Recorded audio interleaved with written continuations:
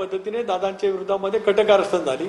आज तीच कटकारस्थान करण्याचा प्रयत्न वहिनी, पार्थ किंवा जय आणि आमचा पक्ष या बाबतीमध्ये केला जातोय.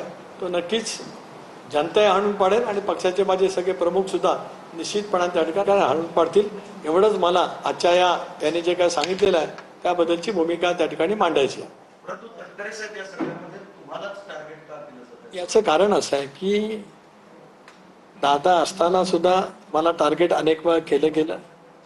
2009 सालापासून 4 पासून अनेक वेळेला 14 पासून तर ते अधिक वाढत गेलं. पण सावलीसारखी साथ दादाच्या पाठीमागे आम्ही सर्वांनी केली.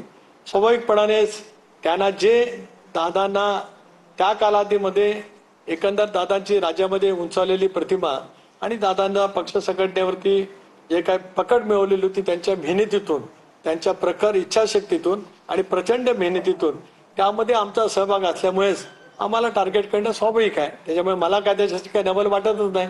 कारण हा निर्णय सुद्धा ज्यावेळेला आम्ही घेतला एनडीएमध्ये सहभागी होण्याचा त्याला आम्ही सगळेजण होतो.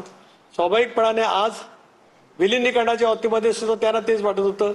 मी आज एवढंच त्यांना सांगतोय की दादांचं शव म्हणजे अपघात झाल्याच्या नंतर विमानाचा हॉस्पिटलला शव आलं, त्याच्यानंतर पोस्टमॉर्टम झालं, तिथपासून काय काय घडलंय या सगळ्याची माहिती माझ्याकडे आहे. कृपा करा आणि थांबा, नाहीतर मला स्पष्ट काय बाबा पुढच्या कालावधीमध्ये सांगावे लागतील. काय कटकारस्थानं तुम्ही वहिनी, पार्थ आणि जयच्या विरोधामध्ये करत होतात याची इत्तमभूत माहिती आमच्या सर्वांच्याकडे आहे. थांबा जरा, कारण शेवटी एक सुसंस्कृत विचाराच्या माध्यमातून आपल्याला पुढे वाटचाल त्या ठिकाणी करायची. नाही, ज्याला असेल त्यांनी समजून घ्यावा. मला याच्यापेक्षा काय अधिक हे कसं आहे की काळाच्या ओघात जनतेला त्यांचं स्थान काय माहिती आहे. मध्ये एक फार मोठा एक दौरा त्याने काढला होता संबंध महाराष्ट्रभर. 50 माणसं सुद्धा नाही जमली. इतका प्रचंड खर्च करून, प्रसिद्धी करून इतका मोठा काहीतरी दौरा काढण्याचा अभिनव आमचा एखाद्या युवकचा जिल्हाध्यक्ष गेला तर अनेक माणसं जमू शकतात. इतकी आमची ताकदवान कार्यकर्ते आहेत. तर त्यांनी इतका गाजावाजा करत, प्रचंड खर्च करत जो काही दौरा काढला तो फ्लॉप शो झाला. अनेक बाबतीमध्ये झाले. त्याच्यामुळे अस्वस्थ मन आहेत. त्या अस्वस्थ मनातून असं काही ना काहीतरी कावीळ झाल्यासारखं वक्तव्य करण्याचा प्रयत्न केला जातोय, तो होत आहे. धन्यवाद.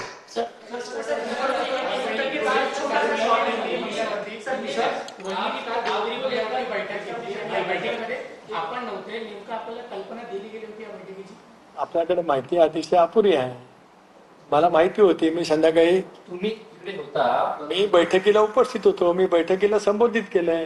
जिल्हा परिषदेच्या निवडणुकीच्या नंतर झालेल्या जिल्हा परिषदेच्या स्थापनेमध्ये पक्षाध्यक्ष म्हणून मी काय काय संभाजीनगर, लातूर, धाराशिव, त्याच्यानंतर परभणी, रायगड, कोल्हापूर, त्याच्यानंतर पुणे या सगळ्या जिल्हा परिषदेमध्ये रचनेच्या बाबतीमध्ये पक्षाध्यक्ष म्हणून काय काय भूमिका केली त्याचं स्पष्टपणाचं त्या ठिकाणी विवेचन केलं.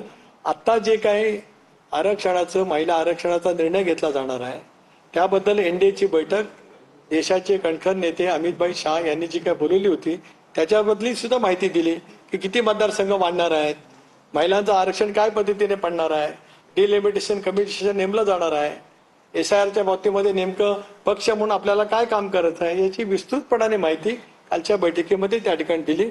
सर्व आमदार महोदय त्या ठिकाणी पूर्ण संख्येने उपस्थित होते. अनेकांनी मला याच्याबद्दलची माहिती सुद्धा विचारली की नेमकं डिलिमिटेशन होत असताना कशा पद्धतीने होईल, महिला आरक्षण होताना कशा पद्धतीने होईल, आता SIR होत असताना काय आपल्याला अडचणी येऊ शकतील, त्या संदर्भातली सगळी चर्चा सखोलपणाने 1 तास, सव्वा तास बैठक त्या ठिकाणी झाली आणि विस्तृतपणाने विवेचन प्रदेशाध्यक्ष म्हणून मी केलं. लोकसभा सदस्य म्हणून त्या ठिकाणी लोकसभेतला पक्षाचा नेता म्हणून मी आणि प्रफुल्लभाई आम्ही एनडीएच्या बैठकीला उपस्थित होतो. त्या बैठकीची सुद्धा माहिती पक्षाच्या सर्व आमदार महोदयांना त्या ठिकाणी देण्यात आली.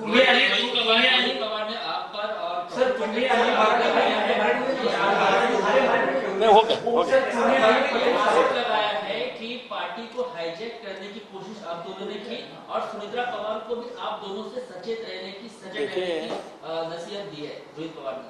दादा का दुर्दैवी निधन होने के बाद जिस तरह से पार्टी का कब्जा लेने का वो सारे मेहनत करते थे और आज वहिनी, पार्थ, जय उनके पीछे राष्ट्रवादी कांग्रेस पार्टी पूरी ताकत से खड़ी है. उनका जो मनसूबा था कि पार्टी हाईजैक वो करे। आपने देखा होगा दादा के इंसिडेंट्स के दिन ही पार्टी के मर्जर की बातें उनके सारे सीनियर लीडर ने उस टाइम की थी, वहां पे बारामती में की थी। जब उनको वो नहीं हो पाया, इसके लिए वो अभी राष्ट्रवादी कांग्रेस पार्टी में बयान दे रहे हैं। इसके आगे इसके बारे में मैं कुछ बोलना नहीं चाहता। धन्यवाद।